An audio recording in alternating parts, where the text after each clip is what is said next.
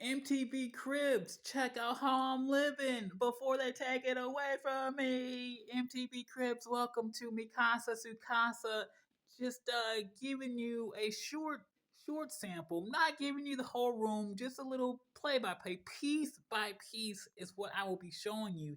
This is the first piece, man. This is my lovely coat rack. Check it out, you guys. It's not just any coat rack. There is a story behind this coat rack. Let's talk about the coat rack in general. Look at this thing. It's not really the best built coat rack. I found this a hand me down, so to speak. It's really unbalanced, you guys. It's really unbalanced, as you can tell. I don't know who made this thing, but it's not really the most balanced piece of architecture here. The thing is, if you're gonna be hanging anything on this coat rack, it has to be perfectly balanced, like you see. Let's start at the bottom. We got a not a fancy bag, just a regular blue bag. Just one of those average blue. Oh my God, an average blue bag that you find on the streets. It's just good for those single use items. Sometimes you don't want a heavy bag on your back. You just want something light, something free. And, this bag is perfect for kind of weighing down some of those angles on the side here. If we scooch on over to the right, you see that we have a bow. Yes, right, you guys. This is where I hang my bow when I'm not using it. I really should get another bow, but while I'm at it, this is my only bow. It is a trusty bow. I like it. Behind the bow is the pouch that I use to hold my quivers. I know you can't see it now. You gotta use your imagination. Hold on, let me help you out with that. I'll take one arrow and I will transport it here. Bada bing, bada boom. That's how that works. So you got your arrows and your quivers. This bag originally was not meant to hold arrows. This bag was meant to hold a tripod, but I don't need a bag for my tripod, so I converted this bag into an arrow bag. As you see, had to kind of tie the ends, make it a little bit shorter. It was too long, had to make it shorter. And now that it's shorter, it definitely fits. It works. Next up, we have this title. Uh, I have many titles, you guys. I'm a multi-time title holder, like virtuosa, so to speak. I might be the male virtuosa, which would make me the virtuoso. So that being said, I've held many fucking titles over my career. I have many titles currently as we speak. This title is the might be the most special of the titles, man, because as you see, unlike my other titles, which you will see in a future episode, this title is completely blank. No decoration. I'm thinking about adding some side panels in the Mirai, something that just simply says Mirai, maybe some time machines, maybe some DeLorean, so people can get the hint. But I'm going to leave the center plate very bare, very naked. Why? Because this title, you guys, is the Mirai World Championship. It's basically a title for the future. Anyone who holds this title is the champion of the fucking future, you guys. And I know there's a lot of disciplines around the world. There's a lot of there's a lot of yada yada yada. Some people say the future is written, it's determined. Some people say the future is undetermined. I'm an optimist. I like to give hope when hope is due. So this title is all about being unwritten. Like Natasha Bedingfield, unwritten.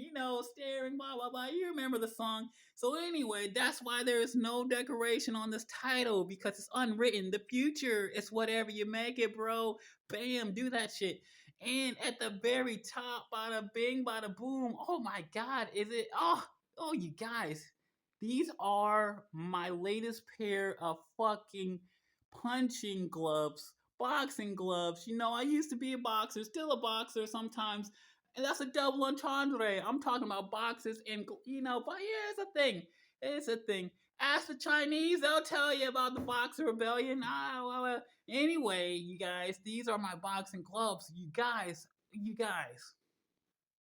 as you can tell, these gloves have been through some wars, some battles, man. If you can see, like, this glove in particular, there's just a giant freaking hole, where your knuckles should be. I could tell you at the sight of a full moon, I grow claws like Wolverine. Maybe I transform into a tiger, and maybe I could tell you this one time I was looking at a moon too hard. And my claws came out of my hands, ripped through the fucking gloves, and that's why there's a giant ass fucking hole.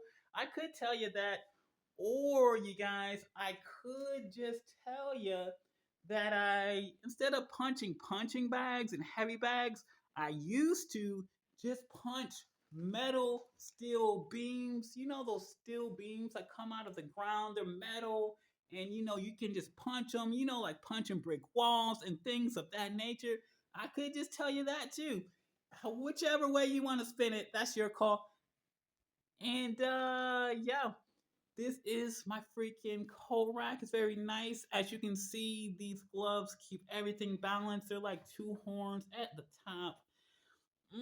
Look at that title, Champion of the Future. I like it because the future is whatever you want it to be. It's whatever you make it, man. It's not yet to be determined. It's about choices, I guess. And I got the bag, I got the bow, and I got the quiver plus one arrow. And there you have it, ladies and gentlemen. This is the Coatrack of all Coatracks, the greatest Coatrack that has ever been made or assembled by moi. P.S. You guys, P.S. A little snippet about these gloves. These gloves were not that easy to find. I ordered them easily, but after using them, I retired these gloves and I left them in my temple. Once upon a time ago, you guys, I had a temple.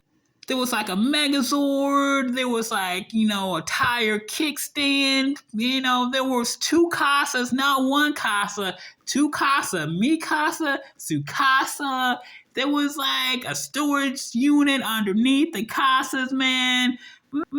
There was like a metal fire extinguisher heavy bag. It was like a heavy bag, but it was made of metal and it was a fire extinguisher. There was so many more things, you guys, at my temple. However, you know how sometimes, nothing lasts forever, you guys. Time happens, hooligans happen, and my temple, like many temples, it was desecrated, you guys.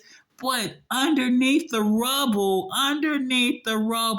is where the magic was, you guys. I had to dig, and I had to dig like a fucking gopher. But I finally found these gloves, you guys, and I got my gloves, and I was like, okay, you guys, I resurrected you from the dead. It's time to return to the new casa, So, that's the story behind these gloves. These are they're not ordinary gloves, you guys. They're like resurrection gloves, man. I had to dig from a grave to revive these guys. We're gonna have a lot of fun in the future, yada, yada, yada, yada. P.S. It was probably the Spice Boys who desecrated the temple. Kami, look out. Remember the Spice Boys? Remember? For those of you who don't remember the Spice Boys or do not know who the Spice Boys are, remember way back in I think it was maybe age 700, maybe something. Don't quote me on the dates, I'm old. But remember when Kami's Lookout got hijacked by Garlic Jr.? He came back from the dead zone, you guys, and he didn't come back alone. He brought the Spice Boys with him. And remember, they were at the Kami's Lookout. They took it over. They handcuffed Mr. Popo and Kami, and they imprisoned them in some sort of glass thing, like a genie in a lamp or something. And then they had the black water mist, you guys, and they spread the black water mist all over the earth, and everybody became vampires, and only Gohan and fucking Piccolo were left. And Gohan had to beat up his mom. Remember that? She turned into a vampire. She tried to check this dude, and Gohan was like, ah! Remember, you guys? Well, anyway, long story short, guys, it was probably the Spice Boys who did it. It's not a big deal. Lookouts, they come and they go. It's not a problem. But watch out for that black water mist. Watch out for those Spice Boys. They'll get you, man, if you're not looking. They'll come and get you.